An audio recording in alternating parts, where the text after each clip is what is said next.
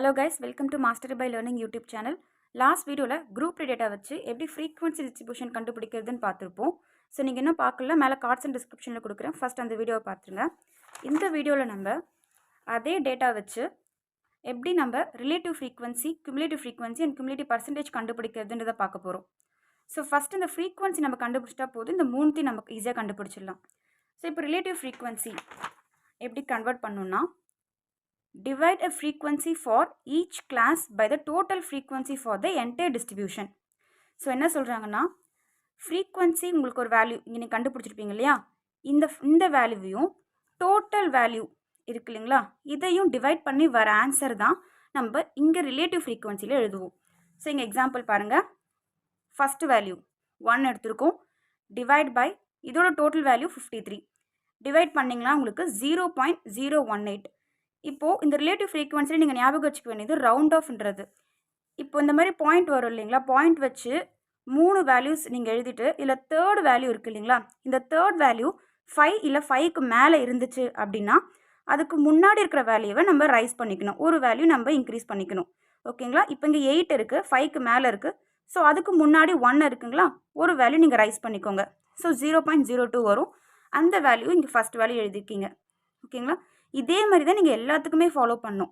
So next 0 தான் வரும். Next 3 உங்களுக்கு கேல்சிலே நான் போடுறேன்.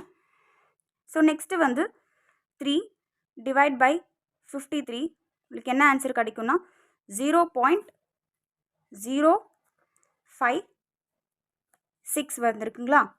ஸோ இதில் தேர்ட் வேல்யூ பாருங்கள், 5க்கு மேலே இருக்குது. ஸோ அப்போ இதுக்கு முன்னாடி இருக்கிற வேல்யூவை நம்ம ஒரு வேல்யூ இன்க்ரீஸ் பண்ணிக்கலாம், 0.06. ஸோ அந்த வேல்யூ இங்கே இருக்குது பாருங்கள். அதே மாதிரி நீங்கள் எல்லாத்துக்குமே ஃபைன் பண்ணுங்கள். ஃபைன் பண்ணி டோட்டல் என்னமோ அது நீங்கள் இங்கே மென்ஷன் பண்ணணும், 1.02. ஓகேவா, நீங்கள் இங்கே ஆல்ரெடி ரவுண்ட் ஆஃப் பண்ணதால் டோட்டல் உங்களுக்கு கரெக்டாக தான் வரும். ஸோ என்ன வேல்யூ வந்துச்சோ அதை அப்படியே எழுதிக்கோங்க. ஸோ இதுதான் relative frequency. Next cumulative frequency எப்படி கண்டுபிடிக்கணும்னா, ஃபர்ஸ்ட் வந்து நல்லா கவனிச்சிக்கோங்க, ஃப்ரீக்வன்சியோட டோட்டல் எல்லாமே நம்ம ஃப்ரீக்வன்சி வச்சு தான் போட போகிறோம். ஸோ இப்போ குமுலேட்டிவ் ஃப்ரீக்வன்சிக்கு இங்கே ஃப்ரீக்வன்சி டோட்டல் உங்களுக்கு ஒன்று கிடச்சிருக்கும் இல்லைங்களா, ஃபர்ஸ்ட் நீங்கள் அதை எழுதிக்கோங்க 53. நெக்ஸ்ட்டு வந்து இந்த மிடில் இருக்கிறத விட்டுருங்க. இப்போது இது ரெண்டுத்துக்கும் கம்பேர் பண்ணி தான் நம்ம இங்கே எழுத போகிறோம்.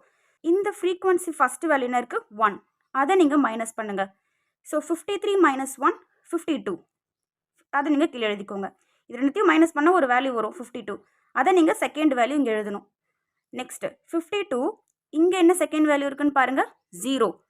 ஸோ 52 - 0 ஈக்குவல் டு சேம் 52 வருங்களா, அதை இங்கே எழுதிக்கோங்க. நெக்ஸ்ட்டு 52 மைனஸ் தேர்ட் வேல்யூ என்ன இருக்குது 3ன்னு இருக்குது. So 3 equal to 49. ஸோ அந்த 49 நான் கீழே எழுதியிருக்கேன். இதே மாதிரி தான் நீங்கள் வரிசையாக கீழே எழுதிக்கணும்.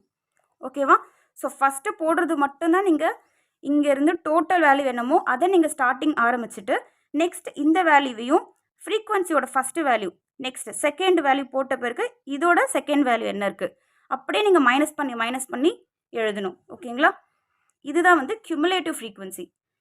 நெக்ஸ்ட் குமுலேட்டிவ் பர்சன்டேஜ் எப்படி கண்டுபிடிக்கிறதுன்னு பார்க்கலாம்.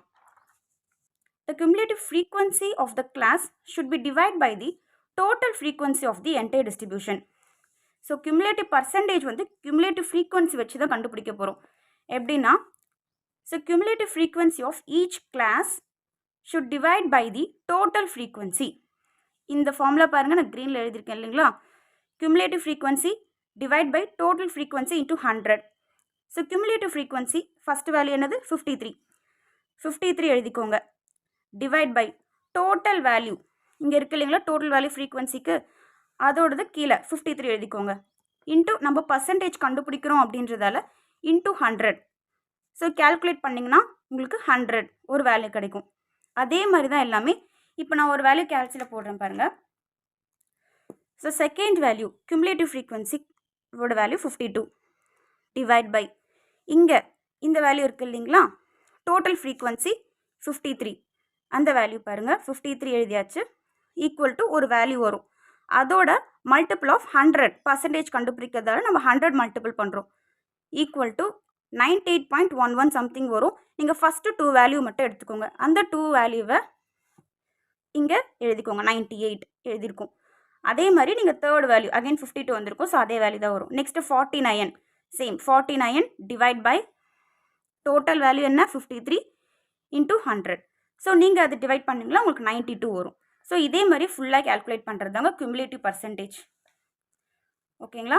ஸோ ஃப்ரீக்வன்சி டிஸ்ட்ரிபியூஷன் கண்டுபிடிச்சா போதும், மீதி எப்படி நம்ம ஈஸியாக கண்டுபிடிச்சிடலாம். ஸோ உங்களுக்கு வேறு ஏதாச்சும் சப்ஜெக்ட்ஸில் டவுட் இருக்குது, இல்லை வேறு ஏதாச்சும் உங்களுக்கு சப்ஜெக்ட் உங்களுக்கு வேணும்னா நீங்கள் மறக்காமல் கமெண்ட் பண்ணுங்கள். கண்டிப்பாக அதுக்கான வீடியோஸ் வரும். ஸோ மறக்காமல் நம்ம சேனலை சப்ஸ்கிரைப் பண்ணிக்கோங்க. தேங்க்ஸ் ஃபார் வாட்சிங்.